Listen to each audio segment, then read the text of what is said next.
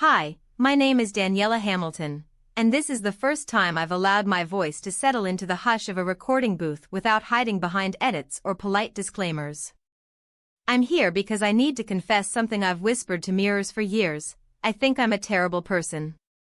The moment that planted this conviction is 14 months old, but it lives on an endless loop in my mind.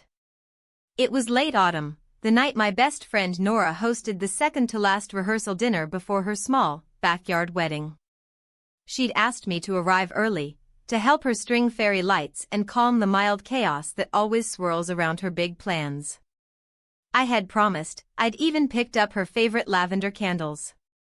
But when the time came, I stayed on my couch, scrolling through a feed of live-streamed strangers cooking pasta, the candles sweating quietly on the seat beside me. My phone kept vibrating across the coffee table. Nora's name lit up again and again.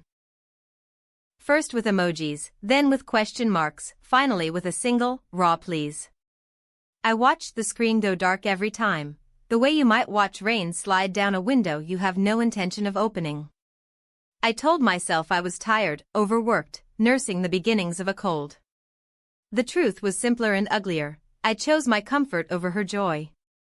When I finally showed up the next morning with reheated coffee and rehearsed apologies, I found her stringing the last strand of lights alone. Her fingers were red from the cold and, I later learned, from where the thin copper wire had nicked her skin. She said she understood, that she was just happy I came at all. We hugged, but I felt her ribs stiffen beneath the soft wool of her sweater, and I knew something in our easy closeness had bent. Since then, every act of kindness I attempt feels counterfeit.